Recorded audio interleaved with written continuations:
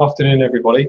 I think a lot of what I'm going to say, a lot of you will be aware of anyway, and it very much follows on from what Heather's saying. In fact, there might be some slides that you recognise. no prizes for them.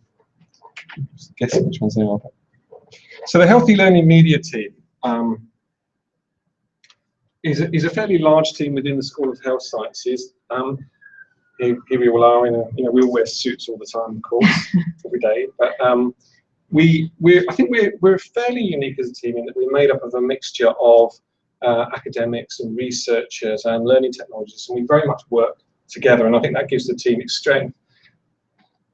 I guess quite unusually for a group like this, we have both an inward-facing view in that we support all of the curricula that are really developed here within the school, but also we have very much an outward-facing look, and as Heather's talked about some of our research, that kind of impinges on the outward-facing view that we have as well. But I think within that, we have this real strength in that, there's a real synergy between those two. If we're developing materials, perhaps with partners on projects that could be research and development projects, then that work can feed back into the school. Certainly it feeds back into the expertise within the group. And likewise, things that we're developing and staff within the school have an opportunity to work on those projects and work with external people on developments and so on.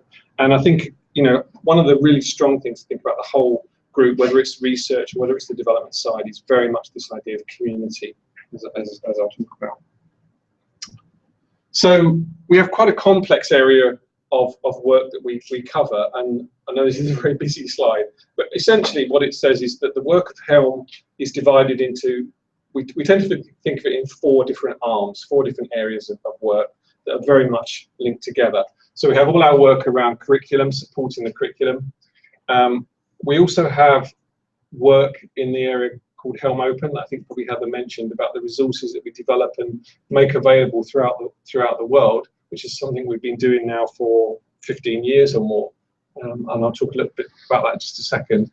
We have the research side that very much feeds into what Heather's saying, and you probably recognise some of the pictures there already. And then we have, underpinning all of this, as I've said, is this idea of community, whether that's local community within our school, involving our staff and students and administrators and our mentors, or perhaps locally, nationally, and very much internationally as well. So just to sort of go through these, and I apologise for those of you that probably know this more than I do. The work of Helm in terms of curriculum, then, the school has had quite a history in terms of online learning, and we're on our third e-learning strategy, which for a school is, certainly within this university, is unique and it's quite unusual, I think, nationally. And I think that's helped us to get where we are. And as a school, we are fairly advanced in terms of our use of online learning and blended learning. And the types of reasons then that we use online learning are to support student-centered approaches, to support theory-practice integration, address the practical needs that we have of these large, diverse intakes, and look at what's happening in HE. Another way of looking on it is that we try to use e-learning to really address some of the issues that we have within health science education, which aren't specific to health science education, but sometimes are perhaps more acute, more evident, to allow us to do things such as working with virtual patients and so on that we wouldn't be able to do otherwise.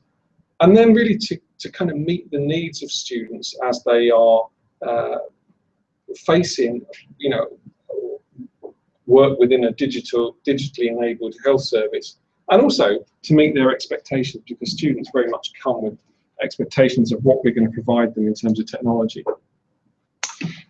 Our different strategies have helped us sort of really move through different steps, really. First strategy was very much about getting things online, building the base. The second strategy was really about trying to help them to move their courses through different levels of digital learning. And our third strategy really is about looking at the opportunities that are available, perhaps more about personalised learning, and certainly looking at the opportunities that mobile and those sort of devices bring. So, we support a whole range of courses. These are just our undergraduate courses, but we really are a complex school. We support a lot of courses, a lot of modules, a lot of students, a lot of staff. a lot of administrators, certainly as things are at the moment, and a number of colleagues in practice. A lot of our very large undergraduate programs have moved to a very significant online presence. Up to 50% of the content time is now online.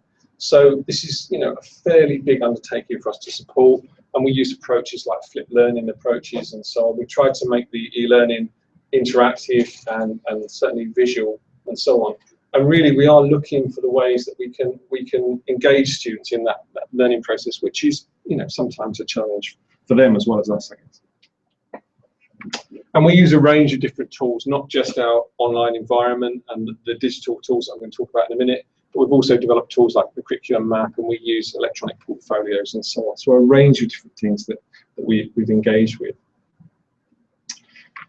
We've also undertaken the development of a MOOC. I don't know if people are familiar with MOOCs, massive open online courses. These are courses that are basically made available for anybody, anywhere in the world to access free of charge.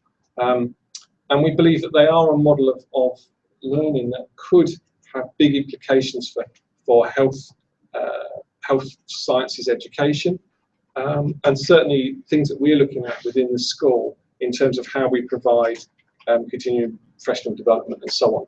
We decided to develop one on something we knew about in the first instance, so we developed a course about designing e-learning resources, which is something we do all the time with lots and lots of different groups of people.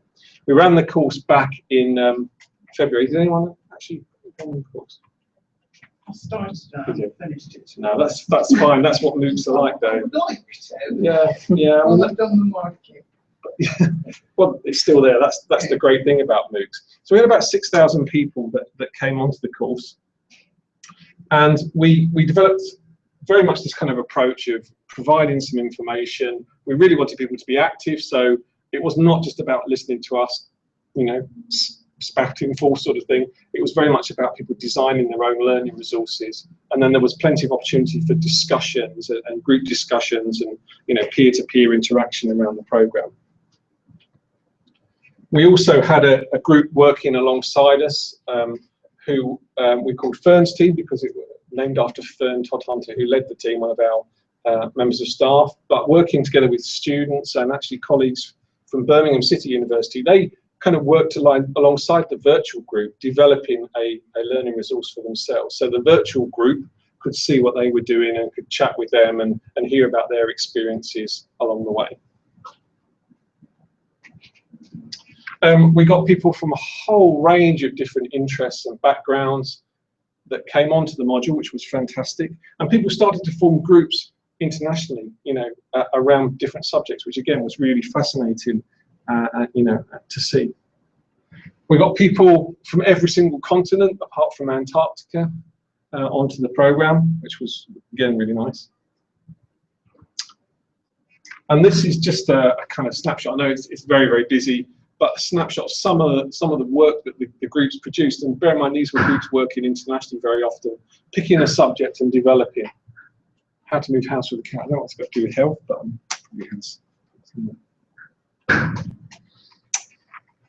So moving just quickly on to our next area of work. Our next arm is Helm Open. Many of you will know that we've been developing resources and releasing resources openly for about 15 years, as I said. And our site here, Helm Open, is just that. It's open. I've got some leaflets and there's a QR code if you want to have a look.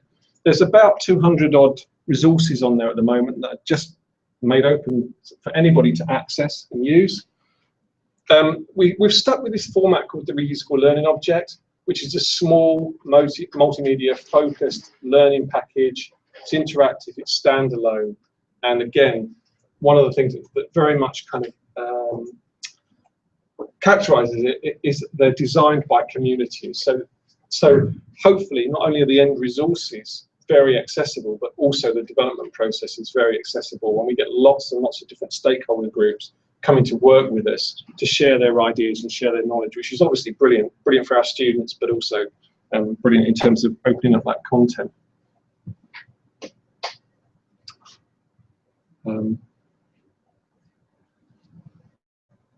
So again, a few maps. We know that these things have been released out into the wild. we kind of follow them if people want to tell us that they're using them. We don't necessarily sort of heavily track them, but people can tell us that they're using them, and we know that they're being used in a range of different institutions across the UK. And then we also know that they're being used across the world in about 40 or 50 countries worldwide. We've got an estimated user group of about 1.5 million, but that is kind of an estimate, really. And again, there's some of the feedback that Heather was showing you earlier on. This is some parents who found resources about. This was actually a resource called "Hello, my name's Tom" that was developed by one of our learning disability nursing students, and was picked up by parents, and that was some feedback we got, which is really nice. I think it's really nice to see the impact these resources are having. And then students working in different universities.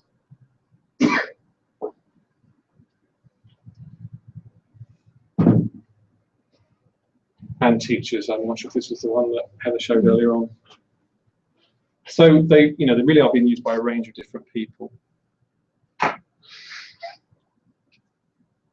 that was the one that Heather showed earlier on.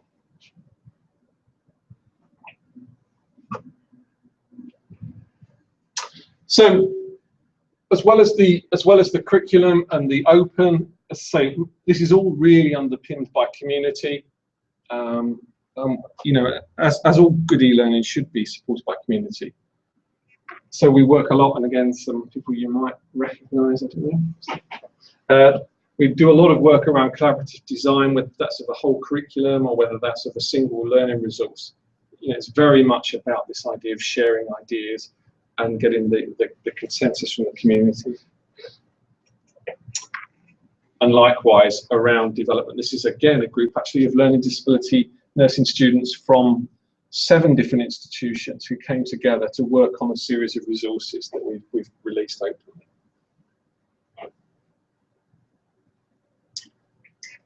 The research side, I don't really need to say too much about, because really Heather's covered most of this. As Heather said, the work that Helm does is, the research that Helm does is very much about these resources as health interventions, or about the pedagogy that underpins them, what makes them successful or not so successful, and how are they reused by different communities.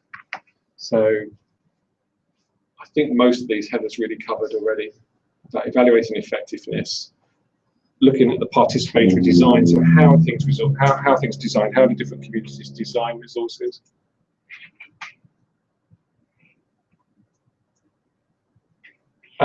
We work with lots and lots of different groups, whether they're students, lecturers, healthcare practitioners, service users, families, carers, charities, which is really fantastic for us. That slide is exactly as Heather was showing earlier on, so the same kind of approach there. And again, just example of some of the projects that have come through using these resources. Again, some of these will be the same as projects we were looking at before, such as the European projects and so on. So at that point, I think I'll leave it. Hopefully that gives you a bit of a flavour of what we're doing, and how statistics work will fit into that. Thank